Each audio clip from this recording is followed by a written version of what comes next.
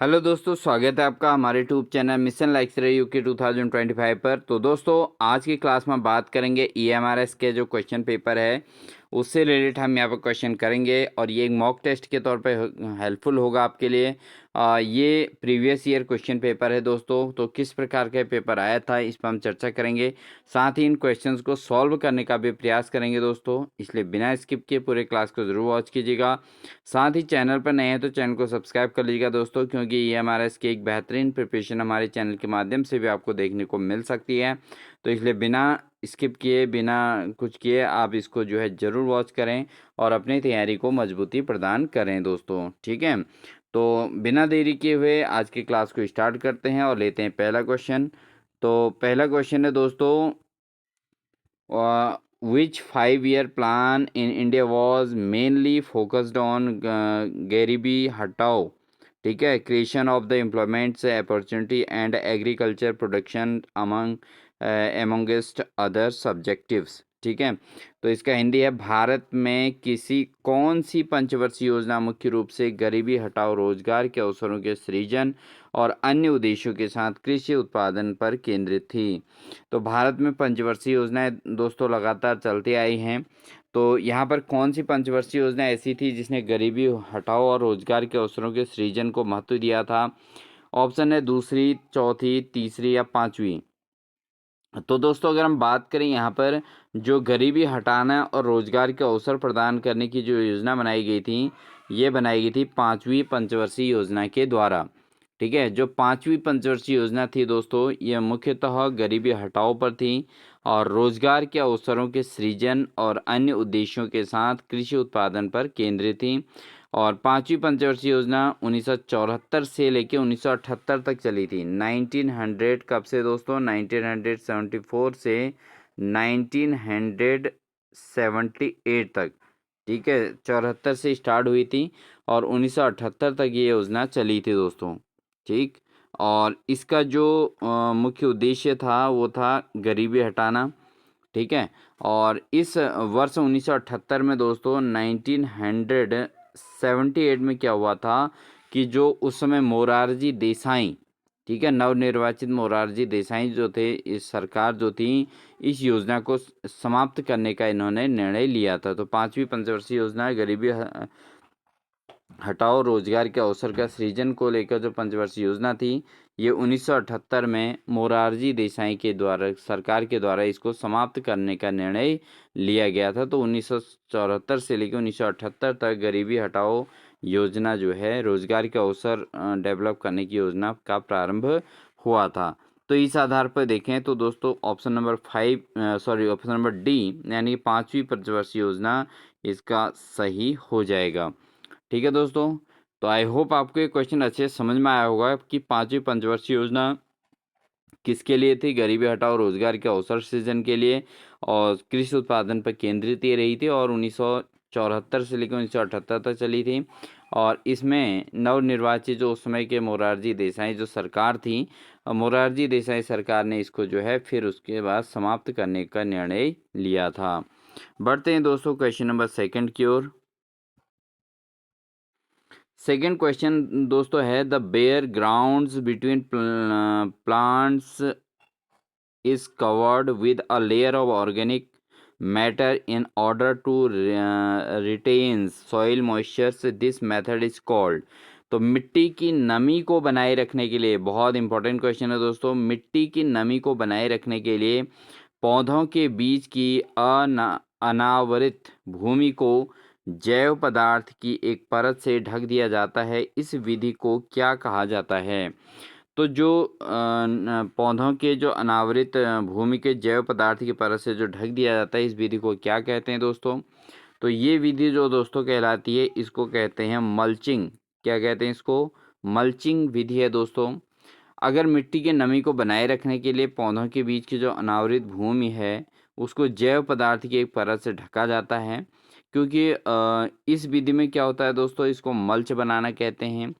और इसमें क्या होता है कि जो खरपतवार होता है, क्या होता है दोस्तों, खरपतवार और जो सिंचाई जैसी समस्या से निजात पाने के लिए इस तकनीकों को विकसित किया जाता है। यानी कि एक तो खरपतवारों से बचने के लिए और दूसरा सिंचाई की जो समस्या है उससे बचने के लिए इसको विकसित किया गया है। इसको मल्चिंग विधि भी कहा जाता है। इस मल्चिंग विधि से खेती इसको कहते हैं दोस्तों। ठीक है, तो ये मेन चीज़ है। मिट्टी की नमी को बनाए रखने की प्रोसेस को क्या कहा जाएगा?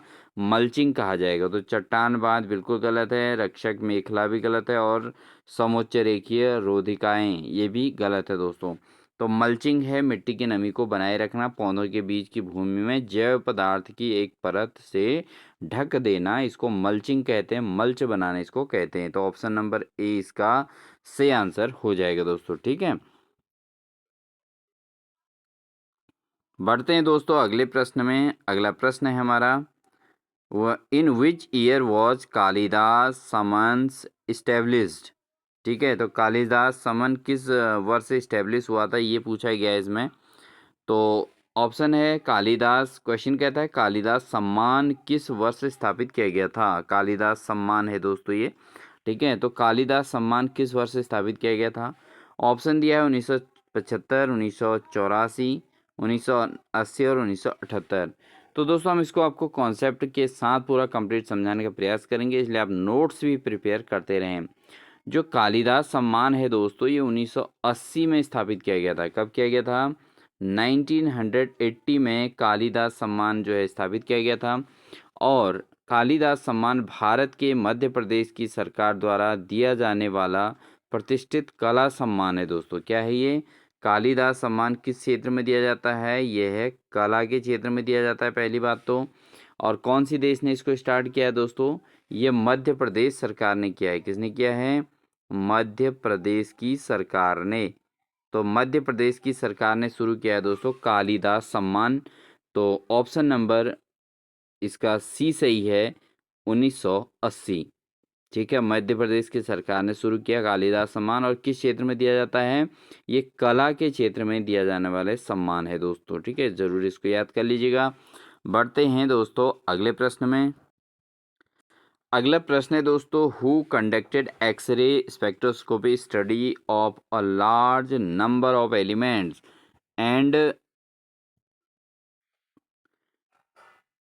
showed that the frequency of X-ray emitted by an element is related to the atomic number Z rather than the atomic mass।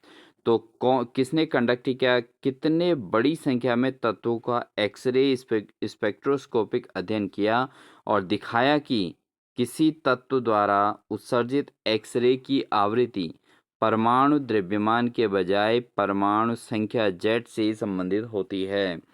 तो जो है किसने बड़ी संख्या में इसका अध्ययन किया था ये पूछा गया है कि जो एक्सरे की आवृत्ति होती है दोस्तों, जो एक्स किरणें हम कहते हैं ना, एक्सरे इलाज कराते को एक्सरे करवाते हैं, उसकी आवृत्ति जो है परमाणु द्रव्यमान के बजाय परमाणु संख्या जेड से संबंधित होती है। तो ये सामान्य विज्ञान का क्वेश्चन है दोस्तों। तो अगर हम बात करें दोस्तों, ये जो कार्य किया गया था लोथर मेयर के द्वारा नहीं किया गया था, ये किया गया था हेनरी मोज़ले के द्वारा। किसके द्वारा? हेनरी मोज़ले ने दोस्तों ये कार्य किया था। और हेनरी मोज़ले को दोस्तों क्या कहा जाता है? ये बड़ी संख्या में तत्वों का एक्सरे स्पेक्ट्रोस्कोपी का अध्ययन इन्होंने किया था और इन्होंने दिखाया कि किसी तत्व द्वारा उत्सर्जित जो एक्सरे की आवृत्ति होती है वो परमाणु द्रव्यमान के बजाय परमाणु संख्या जेड से संबंधित होती है। ठीक है, तो इन्होंने ये बताया था कि ये जो एक्सरे की जो आवृत्ति है वो परमाणु द्रव्यमान पर आधारित नहीं है। किस पर आधारित है? परमाणु संख्या यानी कि जेड पर आधारित है, जेड पर संबंधित है, परमाणु संख्या पर निर्भर करती है। ठीक है, तो किसने बताया था? ये हेनरी मोज़ले ने ये बात कही थी दोस्तों। ठीक है ना, तो ऑप्शन नंबर बी इसका सही आंसर हो जाएगा। हेनरी मोज़ले ने बताया था दोस्तों जो एक्सरे की जो आवृत्ति होती है वो परमाणु द्रव्यमान के बजाय उसके परमाणु संख्या यानी कि एटॉमिक मास के बजाय एटॉमिक नंबर से रिलेट करती है, उससे संबंधित होती है। तो option number B is the correct answer. बढ़ेंगे दोस्तों अगले प्रश्न में। अगला प्रश्न है दोस्तों, शासक अलाउद्दीन खिलजी के शासनकाल में कितने प्रकार के कर थे? तो अलाउद्दीन खिलजी दोस्तों उनके शासनकाल में कितने प्रकार के कर लगे थे? ऑप्शन है 2, 5, 6 और 3। तो इनमें से कौन सा सही है दोस्तों? उस समय जो अलाउद्दीन खिलजी के समय की बात करें दोस्तों, उनके शासनकाल में जो कर लगे थे वो 3 प्रकार के कर थे। ठीक है, तो ऑप्शन नंबर तो डी आपका बिल्कुल एग्जैक्ट सही आंसर हो जाएगा, क्योंकि 3 प्रकार के कर उस समय लगे थे अलाउद्दीन खिलजी के समय में। अब वो 3 क्या-क्या थे दोस्तों? उनके जो दिल्ली सल्तनत में खिलजी वंश का जो दूसरा शासक था, उसका साम्राज्य अफ़गानिस्तान से लेकर उत्तर मध्य भारत तक फैला हुआ था दोस्तों। ठीक है? इसके बाद इतना बड़ा भारतीय साम्राज्य अगले 300 सालों तक कोई भी शासक स्थापित नहीं कर पाया था। तो इन्होंने जो है अपने शासनकाल में अलाउद्दीन खिलजी ने 3 प्रकार के कर लगाए थे। और जो अलाउद्दीन खिलजी था इसका वास्तविक नाम अली गुरसा से था। ठीक है? तो 3 कर इन्होंने लगाए थे, तो ऑप्शन नंबर डी इसका सही आंसर हो जाएगा दोस्तों। अगला प्रश्न है दोस्तों, some important administrative post were hereditary during the Rashtrakuta and Chola dynasties. The post नागर सृष्टि मीन्स। ठीक है, तो इसका क्या मीनिंग है? तो इसको हम हिंदी में भी पढ़ेंगे दोस्तों एक बार। ये कहता है कि राष्ट्रकूट और चोल राजवंशों के दौरान कुछ महत्वपूर्ण प्रशासनिक पद आनुवंशिक बन गए थे। तो जो राष्ट्रकूट और चोल राजवंश थे, वो इनके दौरान कुछ महत्वपूर्ण प्रशासनिक जो पद थे दोस्तों वो आनुवंशिक बन गए थे। तो नगर श्रेष्ठी पद का क्या अर्थ था? तो नगर श्रेष्ठी जो पद है उसका क्या अर्थ है दोस्तों? ऑप्शन है शहर का व्यापारी, महत्वपूर्ण मंत्री या व्यापारियों के काफिले का नेता, या मुख्य न्याय अधिकारी। तो जो इसमें राष्ट्रकूट और चोल राजवंशों के दौरान जो प्रशासनिक पद आनुवंशिक बने थे, उसमें नगर श्रेष्ठी का पद का क्या अर्थ है दोस्तों? नगर श्रेष्ठी से तात्पर्य होता है दोस्तों, वो होता है आपका शहर का व्यापारी, तो मर्चेंट ऑफ द सिटी। ठीक है, तो जो महत्वपूर्ण प्रशासनिक पद आनुवंशिक बन गए थे उन्हें नगर श्रेष्ठी का अर्थ शहर का व्यापारी था उस समय। ठीक है, तो नगर श्रेष्ठी का अर्थ क्या है? शहर का व्यापारी। ठीक है दोस्तों, तो ऑप्शन नंबर ए इसका सही आंसर हो जाएगा। दोस्तों अगर वीडियो अच्छी लग रही हो तो प्लीज़ लाइक ज़रूर कर दीजिएगा, क्योंकि आपको पूरी डिटेल में अच्छे से समझाया जा रहा है। और साथ ही अपना नोट्स भी थोड़ा थोड़ा क्रिएट करते रहें, अपने नोट्स बनाते रहें। अंत में दोस्तों रिवीजन के टाइम पर अपने बनाए गए नोट्स ही काम आते हैं। बढ़ते हैं दोस्तों अगले प्रश्न में। अगला प्रश्न है, which of the following is added in the national income to obtain personal income of the households. तो दोस्तों यहाँ पर कहा गया है कि परिवारों की वैयक्तिक आय प्राप्त करने के लिए निम्न में से किसे राष्ट्रीय आय में जोड़ा जाता है? तो परिवारों की जो वैयक्तिक आय होती है दोस्तों, उसको अगर प्राप्त करना है तो किसे किसे राष्ट्रीय आय में जोड़ा जाता है?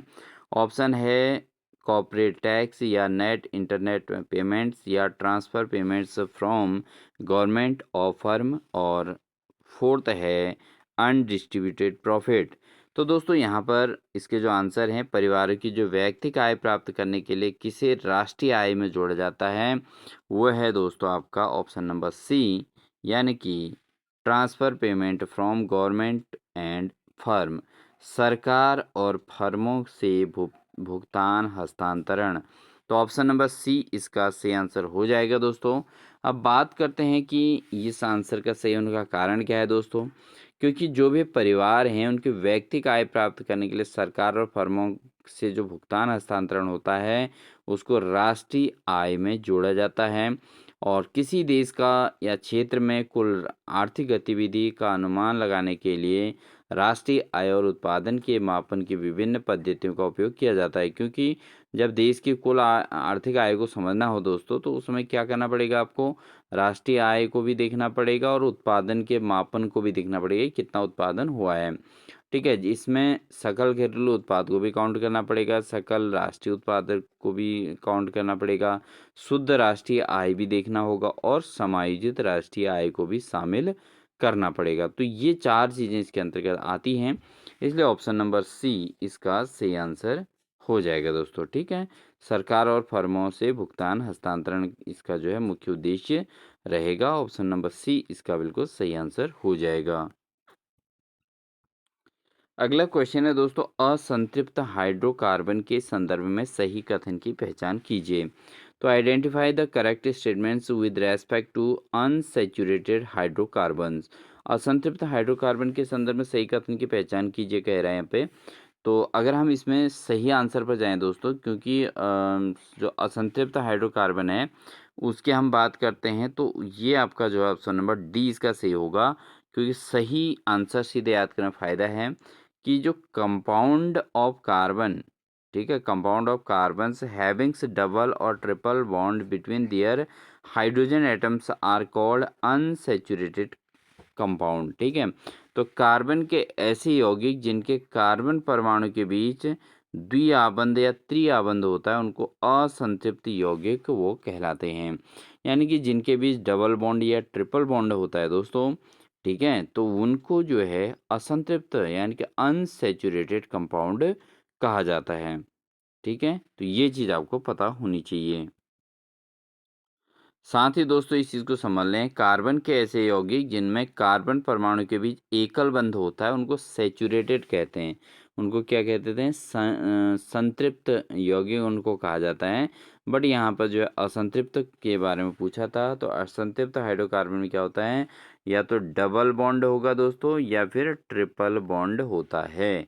इस चीज़ को आप समझिए, ये ट्रिपल बॉन्ड को है, ये डबल बॉन्ड है, ठीक है ना। तो ये इनके बीच बॉन्डिंग होती है। तो ये जनरल साइंस में इसमें सब कुछ आएगा दोस्तों। जनरल अवेयरनेस के अंतर्गत साइंस भी इसमें इंक्लूडेड रहेगी। अगला प्रश्न है दोस्तों, क्वेश्चन है which of the following option is not correct about plant cell. तो प्लांट सेल के बारे में कौन सा कथन सही नहीं है? पादप कोशिकाओं के बारे में निम्न में से कौन सा विकल्प सही नहीं है? तो जंतु कोशिका और पादप कोशिका दोस्तों आपने 10 में साइंस में पढ़ा होगा, 9-10 में ये क्लास में चलती हैं। तो पादप कोशिका के बारे में कौन सा विकल्प सही नहीं है, ये पूछा गया है दोस्तों। तो पादप कोशिका की अगर हम बात करें तो यहाँ पर ऑप्शन दे रखे हैं दोस्तों। पहला दिया है इन्होंने कि पादप कोशिकाएं समसूत्री विभाजन द्वारा विभाजित नहीं हो सकती।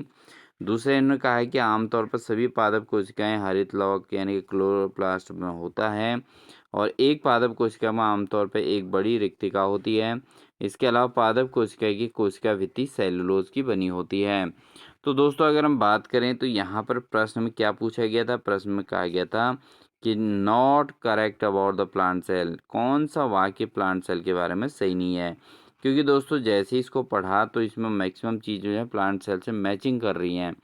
तो अगर हम बात करें दोस्तों तो यहाँ पर कौन सा रॉन्ग है? कि रॉन्ग ऑप्शन इसमें ए है, क्योंकि पादप कोशिकाएं समसूत्री विभाजन द्वारा विभाजित नहीं हो सकती कह रहे हैं, जबकि ये समसूत्री विभाजन द्वारा विभाजित हो सकती हैं, ठीक है। तो नहीं, इसमें रॉन्ग लिख दिया। इसके अलावा अगर हम बात करें, आमतौर पर सभी पादप कोशिकाओं में हरित लवण यानी कि क्लोरोप्लास्ट होता है, बिल्कुल सही है। इसके अलावा एक पादप कोशिका में आमतौर पर एक बड़ी रिक्तिका होती है। A plant cell usually contain the large vacuoles, ठीक है दोस्तों, ये बिल्कुल सही है। And cell wall of the plant cell is made up of cellulose. जो पादप कोशिका की जो कोशिका भित्ति होती है वो सेलुलोज की बनी होती है, ये भी बिल्कुल सही है। तो क्लोरोप्लास्ट भी दोस्तों इसमें होता है पादप सेल में, और कोशिका की बड़ी रिक्तिका भी इसमें होती है। इसके अलावा कोशिका भित्ति सेलुलोज की बनी होती है, ये भी बात बिल्कुल सही है। तो रॉन्ग क्या है इसमें? कोशिका समसूत्री विभाजन द्वारा विभाजित नहीं हो सकती। तो ऑप्शन नंबर ए इसका दोस्तों रॉन्ग होगा, ठीक है। बढ़ेंगे दोस्तों अगले प्रश्न में। अगला प्रश्न है दोस्तों, which of the following Indian freedom fighter said that you be the change you wish to see in the world. तो कौन से फ्रीडम फाइटर ने ये बात कही थी कि किस भारतीय स्वतंत्रता सेनानी ने ये कहा था कि खुद वो बदलाव बनिए जो आप दुनिया में देखना चाहते हैं? तो कौन से ऐसे भारतीय स्वतंत्रता सेनानी थे जिन्होंने ये कहा था कि खुद में वो बदलाव बनिए जो आप दुनिया में देखना चाहते हैं? ऑप्शन है विपिन चंद्र पॉल, महात्मा गांधी, मोहम्मद अली जिन्ना या सुरेंद्र नाथ बनर्जी। तो कौन ऐसे स्वतंत्रता सेनानी रहे हैं दोस्तों? वो हैं आपके महात्मा गांधी, ठीक है दोस्तों। तो ऑप्शन नंबर बी सही है, क्योंकि भारतीय स्वतंत्रता सेनानी जो महात्मा गांधी हैं दोस्तों, उन्होंने कहा था कि जो है खुद में वो बदलाव बनिए, अपने में वो बदलाव लाइए जो आप दुनिया में देखना चाहते हैं। तो महात्मा गांधी के विचार जो है काफ़ी प्रभावित करने वाले थे दोस्तों। महात्मा गांधी चाहते थे कि अगर व्यक्ति किसी में परिवर्तन चाहता है तो पहले वो खुद में परिवर्तन हो, ठीक है ना। तो अगर आप कहीं एग्ज़ाम किसी को सजेस्ट कर रहे हैं तो पहले आप वो चीज़ खुद सक्सेस होके दिखाइए, ठीक है दोस्तों। तो यही जो है मूल मंत्र बन सकता है आज के समय में। तो महात्मा गांधी का भी यही विचार था कि अगर आप किसी में चेंज चाहते हो तो पहले वो अपने आप में वो चेंज करना पड़ेगा। तो ऑप्शन नंबर बी इसका सही आंसर हो जाएगा। अगला क्वेश्चन हमारा रीजनिंग एबिलिटी का है दोस्तों। सेकंड पार्ट हमारा रीजनिंग एबिलिटी रहता है और इसमें क्वेश्चन नंबर 11 से हमारे क्वेश्चन स्टार्ट होंगे। Select the option in which the word pair of the same relationship as the shared by the given pair of word. जैसे फूड का किचन दे रखा है, निम्नलिखित विकल्पों में से उस शब्द युग्म को चुनिए जो जिसमें वही संबंध है जो नीचे दिए गए शब्द युग्म में है। तो यहाँ पर दिया गया है दोस्तों भोजन का रेशियो रसोइया से दिया गया है। तो ऐसे ही संबंध किस में है? तो जिस प्रकार भोजन का संबंध रसोइया से है दोस्तों, तो उसी हिसाब से हम देखें किसान का फसल से।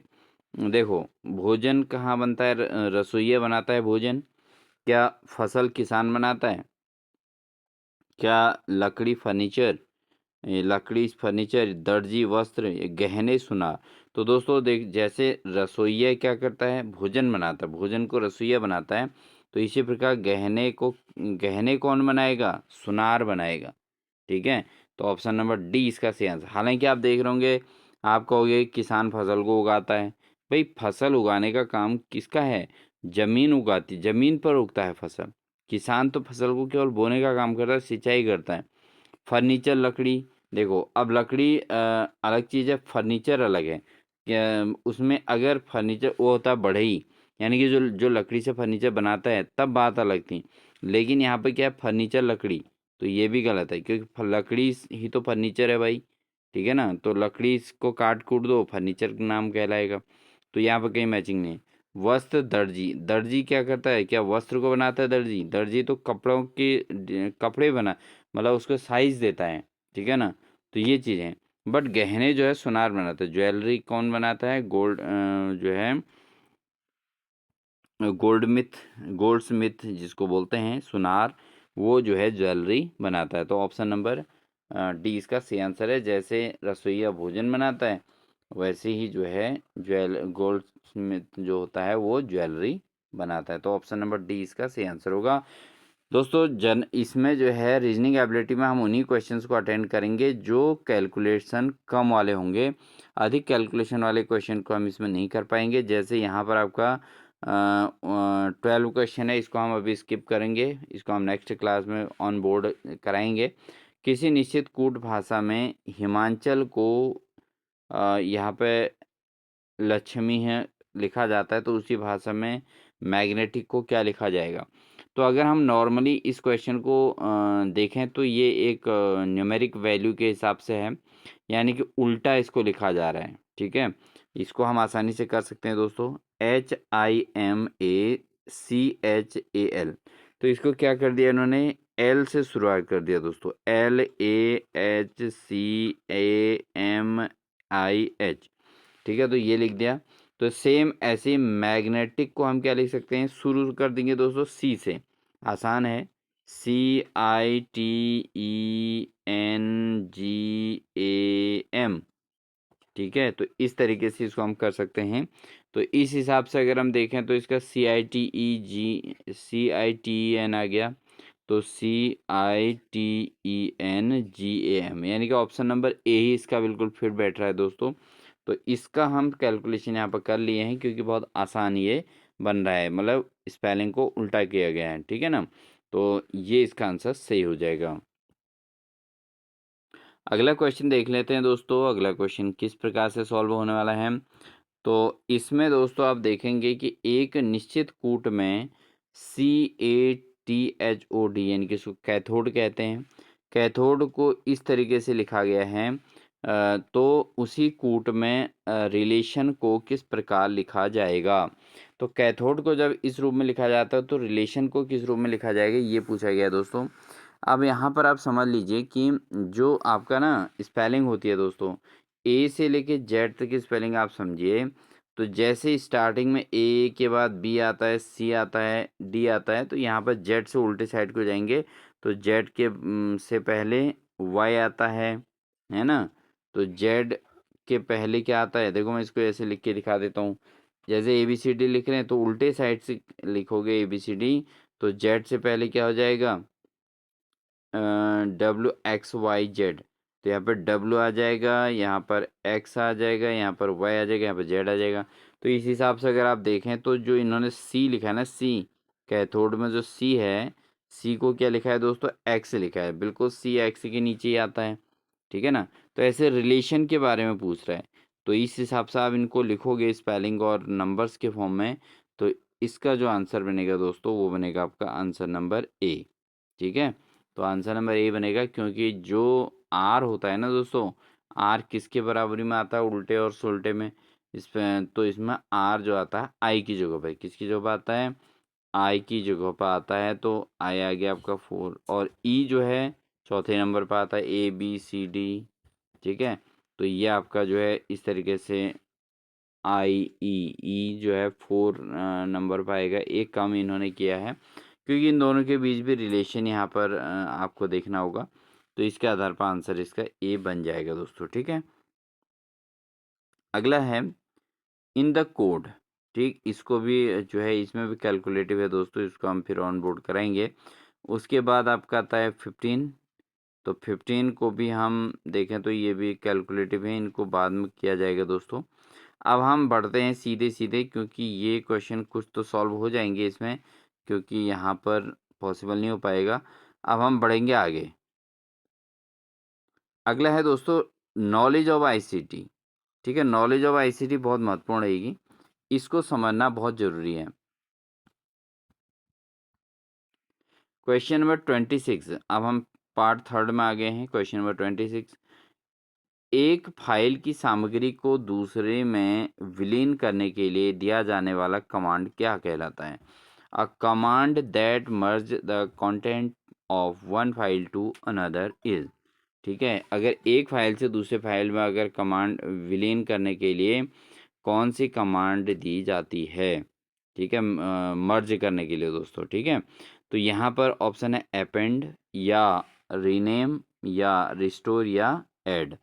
तो इसका जो सही आंसर रहेगा दोस्तों, अगर हम बात करें तो इसके जो आंसर होता है ना दोस्तों, वो होगा आपका ए। उसको अपेंड कहा जाता है। क्या कहा जाता है, अपेंड उसको कहा जाता है कि एक जो फाइल की सामग्री होती है उसको दूसरे में विलीन करने के लिए जो कमांड दी जाती है उसको अपेंड कहते हैं। और जबकि किसी मैनुअल फाइल का अगर हम नाम बदलने के लिए कमांड रीनेम कहलाता है, ठीक है। अगर हम उसका, ये तो क्या होता है, नेम चेंज के लिए होता है। किसके लिए होता है, नेम चेंज करने के लिए ये कमांड दी जाती है रीनेम की, ठीक है। और एक फाइल की सामग्री को दूसरे में विलीन करने के लिए अपेंड दिया जाता है। इसके अलावा अगर हम बात करें दोस्तों, यदि किसी फाइल को 2 बार सुरक्षित करने के बाद कमांड को रिस्टोर कहा जाता है। अगर हम उसको 2 बार सेव कर लें और उसके बाद उसको क्या कहा जाता है, रिस्टोर कहा जाता है दोस्तों। क्या कहा जाता है, हाँ, उसको रिस्टोर कहा जाएगा। और किसी फाइल में कुछ जोड़ने के लिए ऐड कमांड का प्रयोग किया जाता है। क्या, किसके लिए, अगर कुछ जोड़ना है तो ऐड का यूज़ करते हैं। आपने देखा होगा आप व्हाट्सएप पे भी बहुत सारी चीज़ें ऐड करते हैं, तो उसके लिए ऐड पर जाते हैं। ये तो बिल्कुल आपको सबको क्लियर है। अगर आपको किसी के फाइल का नाम बदलना है तो रीनेम दिया जाता है। इसके अलावा अगर आपको कोई चीज़ रिस्टोर करनी है तो रिस्टोर का मतलब क्या होता है दोस्तों, फाइल को 2 बार सुरक्षित करने के लिए कौन सा कमांड लगाया जाता है, रिस्टोर कमांड लगाया जाता है। और अपेंड कब लगाया जाता है, एक फाइल की सामग्री को दूसरे में विलीन करने के लिए जो कमांड दिया जाता है उसको कहते हैं अपेंड, APPEND, अपेंड उसको कहा जाता है दोस्तों। तो यहाँ पर चारों ऑप्शन आपको क्लियर हो गए। अपेंड जो है एक फाइल को दूसरे फाइल में विलीन करने के लिए होता है। इसके अलावा रीनेम क्या होता है, किसी फाइल का नाम बदलने के लिए। रिस्टोर करने का मतलब है कि आप उसको 2 बार उसको जो है सुरक्षित कर रहे हैं, है ना? और अगला है ऐड करने के लिए, कोई भी चीज़ नहीं जोड़ने के लिए इसमें ऐड कमांड यूज़ किया जाता है। अब बात करते हैं दोस्तों आईसीटी का दूसरा क्वेश्चन, ये बड़ा खतरनाक क्वेश्चन है, इसको समझ सकते हैं। तो यहाँ पे क्या है दोस्तों, सूचना और प्रौद्योगिकी के संदर्भ में ASCII का पूर्ण रूप से अंग्रेजी क्या है? तो ASCII का पूरा नाम बताना है। तो ASCII का जो फुल फॉर्म होता है दोस्तों, वो होता है आपका American standard code for information interchange. ठीक है, तो क्या हो जाएगा इसका सही आंसर? अमेरिकन, यानी कि आपका ऑप्शन नंबर बी यहाँ पर बनेगा, American standard code for information interchange. ठीक है, तो ये ए फॉर अमेरिकन हो गया, एस का मतलब स्टैंडर्ड हो गया, सी फॉर कोड हो गया, फॉर इंफॉर्मेशन का आई, और आई इंटरचेंज। ठीक है, तो ये इसका ऑप्शन नंबर बी इसका सही आंसर हो जाएगा 27 का, American standard code for information interchanges. ठीक है ना, ऑप्शन नंबर बी इसका सही आंसर हो जाएगा। बढ़ते हैं दोस्तों अगले प्रश्न में। अगला प्रश्न है commonly used abbreviation ISP in computer science stand for. Computer विज्ञान में आम तौर पर इस्तेमाल किया जाने वाला संक्षिप्त नाम ISP क्या है? तो जो कंप्यूटर के अंतर्गत जो ISP है ना, जो इस्तेमाल किया जाता है, ये शॉर्ट फॉर्म है। इस शॉर्ट फॉर्म का फुल फॉर्म क्या है दोस्तों, ये बताना है। तो ISP का पूरा नाम क्या है दोस्तों? यह है इंटरनेट सर्विस प्रोवाइडर, ISP। इसका मतलब है कि इंटरनेट की सर्विस प्रोवाइड कराना ISP कहलाता है। और ये कंप्यूटर विज्ञान में ज़्यादातर यूज़ होता है, क्योंकि जो कंप्यूटर में जो क्या करता है, इंटरनेट की सर्विस प्रोवाइड कराएगा, उसको क्या कहेंगे? ISP नाम दिया जाता है। तो ऑप्शन नंबर क्या हो जाएगा? ए इसका सही हो जाएगा दोस्तों। इसके अलावा अगर बात करें दोस्तों, जो इसके द्वारा जो प्रदान की गई जो सेवाएं हैं दोस्तों, वो इंटरनेट का उपयोग करके इंटरनेट पर आगमन होता है, डोमेन नाम पंजीकरण, है ना, और अन्य जो इससे यूज होते हैं, वो इसमें सेवाएं इसके अंतर्गत शामिल होती हैं ISP के अंतर्गत। तो शॉर्ट फॉर्म में ISP कहा जाता है, बट वैसे इसका full form internet service provider है दोस्तों। अगला क्वेश्चन है हमारा 29, if a file name has a difficult suffix what will be the content of the file. यदि किसी फाइल नाम में डिफ़ॉल्ट प्रत्यय यानी कि सफिक्स XLS है, तो फाइल की सामग्री क्या होगी? तो जो डिफ़ॉल्ट प्रत्यय है दोस्तों, इसमें फाइल की सामग्री क्या होगी? ऑप्शन है एक ऑडियो फ्लिप, या एक ऑडियो क्लिप, या एक स्प्रेडशीट, या एक वीडियो क्लिप, या एक वर्ड डॉक्यूमेंट। तो क्या होगा इसमें, फाइल सामग्री क्या होगी? तो इसका जो सही आंसर है, वो आंसर है आपका ऑप्शन नंबर बी दोस्तों, एक स्प्रेड शीट। ठीक है, यदि किसी फाइल नाम में डिफ़ॉल्ट प्रत्यय यानी कि सफिक्स XLS है, तो फाइल की सामग्री एक स्प्रेडशीट होगी। और स्प्रेडशीट जो है माइक्रोसॉफ्ट एक्सेल में कार्य करने का एक एरिया होता है दोस्तों। क्या होता है? MS एक्सेल में, माइक्रोसॉफ्ट एक्सेल का मतलब है माइक्रोसीट एक्सेल, तो MS एक्सेल में कार्य करने का एक एरिया होता है। और यह दो और रो और कॉलम से घिरा होता है, क्योंकि आपने देखा होगा माइक्रोसॉफ्ट एक्सेल में क्या होते हैं, रो और कॉलम बने होते हैं। तो इसको एक स्प्रेडशीट के नाम से जाना जाता है। और इसके अंतर्गत जो है, जहाँ पर हम डेटा को प्रविष्ट करते हैं, तो ये वाला जो है दोस्तों, इसको क्या बोला जाता है? स्प्रेडशीट। यदि किसी फाइल नाम में डिफ़ॉल्ट प्रत्यय यानी कि सफिक्स है, तो उस फाइल सामग्री को क्या होगी? तो वो होगी स्प्रेडशीट, इसकी सामग्री होगी। तो ऑप्शन नंबर बी इसका सही आंसर हो जाएगा। बढ़ते हैं दोस्तों अगले प्रश्न में। Which HTML tag is used to make a text bold. किस HTML टैग का उपयोग टेक्स्ट को बोल्ट बनाने के लिए किया जाता है? तो कौन से HTML टैग का उपयोग किया जाता है दोस्तों टेक्स्ट को बोल्ट बनाने के लिए? ऑप्शन है बॉडी या बी या BR या नन ऑफ दीज, इनमें से कोई नहीं। तो अगर हम बात करें दोस्तों जो HTML टैग का उपयोग किया जाता है टेक्स्ट बोल्ट को बनाने के लिए, वो है आपका बी। कौन सा है? बी, यानी कि इसमें जो है आपके इन दोनों के बीच में जो है बी का उपयोग किया जाता है। तो ऑप्शन नंबर बी इसका सही आंसर हो जाएगा।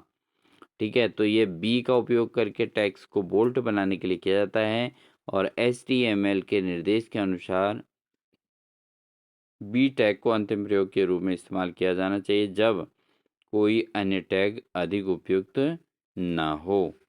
ठीक है ना? तो ऑप्शन नंबर बी इसका सही आंसर हो जाएगा और ऑप्शन आंसर भी बी इसका सही होगा HTML टैग का के रूप में। अगला प्रश्न है 31। Sending a frame to a group of station is. स्टेशनों के ग्रुप को फ्रेम भेजने को क्या कहते हैं? जब स्टेशनों के ग्रुप को फ्रेम भेजने की प्रोसेस को क्या कहा जाता है दोस्तों? ऑप्शन है सिंगल कास्टिंग, स्प्रेडिंग या मल्टी कास्टिंग या कास्टिंग। तो अगर हम बात करें स्टेशनों के ग्रुप को फ्रेम भेजने को क्या कहते हैं, तो ये कहा जाता है दोस्तों आपका मल्टी कास्टिंग। क्या कहा जाता है? Multi casting. क्योंकि दोस्तों अगर बहुत सारे स्टेशन एक साथ हैं और उनको अगर कोई चीज़ भेजी जानी है तो उसको मल्टी कास्टिंग कहा जाएगा। और एक ही प्रेषक और एक ही नेटवर्क पर कई रिसीवर के बीच इसमें संचार होता है दोस्तों। जैसे इस तरीके से एक सेंडर है और यहाँ जो है बहुत सारे जो हैं अलग-अलग जगह रिसीवर लगे हैं, मतलब अलग-अलग जगह ये सूचनाएं का आदान प्रदान हो रहा है। तो इसको क्या कहा जाता है? ये मल्टीकास्टिंग हो गया दोस्तों। एक के द्वारा बहुत अधिक लोगों के साथ संपर्क व्यक्त करना। तो स्टेशनों के ग्रुप में भी ऐसी हो जाता है कि फ्रेम भेजने के लिए मल्टीकास्टिंग प्रोसेस यूज़ की जाती है, इसलिए ऑप्शन नंबर सी इसका सही आंसर हो जाएगा। अगला प्रश्न है दोस्तों, server are computer that provides resources which are connect to a. Server वे कंप्यूटर हैं जो संसाधन उपलब्ध कराते हैं जो कि किससे जुड़े होते हैं, यानी कि यहाँ पर फिल इन द ब्लैंक्स है। तो सर्वर कौन से कंप्यूटर हैं दोस्तों जो संसाधन उपलब्ध कराते हैं और किससे जुड़े रहते हैं? तो अगर हम इसकी बात करें तो वो जुड़े रहते हैं एक नेटवर्क के द्वारा। सर्वर किसके द्वारा जुड़े होते हैं? नेटवर्क से जुड़े होते हैं। सर्वर क्या है दोस्तों? कंप्यूटर प्रोग्राम का एक कंप्यूटर मशीन है, ये कंप्यूटर मशीन है और जो नेटवर्क से जुड़े प्रत्येक कंप्यूटर को विभिन्न सेवाएं प्रदान करता है। ठीक है, तो सर्वर के द्वारा ही सेवाएं प्रदान की जाती हैं। एक सर्वर का उद्देश्य उसके उपयोगकर्ताओं के बीच क्या करना होता है? डेटा या हार्डवेयर या सॉफ्टवेयर संसाधनों को साझा करने का काम होता है। तो इसमें जो है जो सर्वर प्रोसेस होती है दोस्तों, इसके द्वारा क्या होती है कि उपयोगकर्ता और जो सर्वर प्रोवाइडर है वो आपस में क्या करते हैं? डेटा को आपस में शेयरिंग करते हैं, संसाधनों को साझा करने का कार्य करते हैं। तो इसका ऑप्शन नंबर बी इसका सही आंसर रहेगा। अगला प्रश्न है दोस्तों, which of the following programs software is not used for creating a word document. निम्न में से किस प्रोग्राम सॉफ्टवेयर का प्रयोग वर्ड डॉक्यूमेंट बनाने में नहीं करते हैं? तो वर्ड डॉक्यूमेंट्स में किसका यूज़ नहीं होता है, किस सॉफ्टवेयर का यूज़ नहीं होता कह रहे हैं? ऑप्शन है नोटपैड या एडोब एक्रोबैट रीडर या माइक्रोसॉफ्ट वर्ड या वर्ड पैड। तो किसका उपयोग नहीं करते हैं ये पूछा गया है। तो अगर हम इसके सही उत्तर की बात करें दोस्तों तो वह है ऑप्शन नंबर बी, जो है एडोब एक्रोबैट रीडर जो है ये इस प्रोग्राम या सॉफ्टवेयर का प्रयोग वर्ड डॉक्यूमेंट बनाने में नहीं करते हैं, बल्कि इसके अलावा नोटपैड का भी यूज़ हम करते हैं। ठीक है ना? तो नोटपैड का यूज़ किया जाता है, माइक्रोसॉफ्ट वर्ड में भी प्रोग्राम का सॉफ्टवेयर डॉक्यूमेंट बनाने का यूज़ किया जाता है और वर्ड पैड का भी। तो वर्ड पैड, नोटपैड और माइक्रोसॉफ्ट वर्ड, इन तीनों का उपयोग तो जो है हम किसी भी डॉक्यूमेंट्स को बनाने में करते हैं। बट एडोब एक्रोबैट रीडर जो होता है दोस्तों, ये एक पीडीएफ मेकिंग प्रोसेस है। तो ये जो है इसलिए इसमें आंसर सही है नहीं है, ठीक है ना। बढ़ते हैं अगले प्रश्न में। अगला प्रश्न है, कंप्यूटर के ऑन होने पर ऑपरेटिंग सिस्टम को कंप्यूटर की रैंडम एक्सेस मेमोरी यानी कि रैम में लोड करने और फिर उसे उपयोगकर्ताओं द्वारा एप्लीकेशन रन करने के लिए तैयार करने की प्रक्रिया को क्या कहा जाता है। तो जब भी कोई ऑपरेटिंग सिस्टम है उसके कंप्यूटर में जो रैम होती है उसमें लोड करने और फिर उसको उपयोगकर्ता द्वारा एप्लीकेशन रन करने के लिए तैयार करने की जो प्रोसेस है, इस प्रोसेस को क्या कहा जाता है। तो इस प्रोसेस को कहा जाता है दोस्तों बूटिंग। क्या कहा जाता है? बूटिंग की प्रोसेस ये होती है। और इसमें अगर हम बात करें दोस्तों, जो मेमोरी होती है ना, रैंडम एक्सेस मेमोरी जो होती है वो लोड करने और फिर उसे उपभोगकर्ता तक पहुंचाया जाता है। और ये जो है प्रोसेस को नाम कहा जाता है बूटिंग। क्या कहते हैं? बूटिंग कहते हैं। इसलिए ऑप्शन नंबर बी इसका सही आंसर हो जाएगा। अगला क्वेश्चन है दोस्तों, निम्नलिखित में से कौन सी एक बाइनरी संख्या है। तो कौन सी बाइनरी संख्या है, तो ये आपको दिया है, इसमें ऑप्शन दिए हैं। बाइनरी संख्या कौन सी ये पूछी गई है दोस्तों। अगर हम बात करें दोस्तों कि बाइनरी संख्या की पहचान क्या होती है, बाइनरी संख्या होती है 1 और 0। ये दो ही नंबर बाइनरी संख्या में यूज़ होते हैं, इसके अलावा कोई भी नंबर यूज नहीं होते हैं। तो यहाँ पर अगर हम देखें तो 1 1 0 0 1 0 1, तो इसमें सारे के सारे नंबर जो है 0 और 1 पर रिलेट हैं और कोई एक्स्ट्रा नंबर नहीं है, इसलिए यही बाइनरी संख्या है। बाइनरी संख्या केवल दो होती हैं दोस्तों, एक होती है 0 और एक होती है 1, ठीक है। और बाकी ये जो है आपका बाइनरी नहीं है, ये भी बाइनरी नहीं है, ये भी बाइनरी संख्या नहीं है। तो ऑप्शन नंबर ए इसका सही है। बाइनरी संख्या है 1 0 0 1 0 1। क्वेश्चन नंबर 36 है दोस्तों, एक अम्ब्रेला शब्द है जिसमें कोई भी संचार उपकरण या एप्लीकेशन शामिल है। इसमें encompassing radio, television, cellular phone, computer और नेटवर्क हार्डवेयर और सॉफ्टवेयर, सैटेलाइट सिस्टम आदि शामिल हैं। तो वो कौन सा अम्ब्रेला शब्द है? एक अम्ब्रेला शब्द है दोस्तों। तो कौन सा है? तो अगर हम बात करें, ऑप्शन है MRI, बिल्कुल गलत है। ICT ही बिल्कुल सही आंसर है दोस्तों, क्योंकि ICT का जो फुल फॉर्म होता है दोस्तों, होता है इंफॉर्मेशन कम्युनिकेशन टेक्नोलॉजी। एक अम्ब्रेला शब्द है जो जिसमें कोई भी संचार उपकरण या एप्लीकेशन शामिल रहती है। इसमें इनकम्फर्टेबल radio, television, cellular phone, computer network, hardware, software, satellite system आदि इसके अंतर्गत शामिल होता है दोस्तों, ठीक है। तो ICT एक प्रकार का सेलुलर, टेलीविज़न, कंप्यूटर नेटवर्क जैसा ही एक सिस्टम है, लेकिन ये जो है इसके अंतर्गत इसमें लगभग शामिल होते हैं। तो ये थी दोस्तों हमारी क्लास। ऑप्शन नंबर 20 का सही आंसर हो जाएगा। तो ये हमारी क्लास थी दोस्तों। आपको हमारी क्लास कैसी लगी कमेंट सेक्शन में ज़रूर बताइएगा। साथ ही चैनल पर नए हो तो चैनल को सब्सक्राइब कर लीजिएगा, क्योंकि कुछ ही समय में हम इसकी लगातार मैराथन क्लास के तौर पे आपको पूरा प्रैक्टिस सेट एक ही क्लास के अंतर्गत कराने का प्रयास करेंगे। इसलिए चैनल पर अगर आप नए आ रहे हैं तो प्लीज़ चैनल को सब्सक्राइब कर लें, बेल आइकन दबा कॉल नोटिफिकेशन कॉल ऑन कर लें, जिससे आपकी लगातार EMRS की क्लास के लिए मोटिवेशन आपको हमारे चैनल के माध्यम से देखने को मिलता रहेगा और आपकी प्रिपरेशन को एक मजबूती भी मिलेगी। मिलते हैं नेक्स्ट क्लास के साथ दोस्तों, तब तक के लिए अपना ध्यान रखिए। Wish you all the best.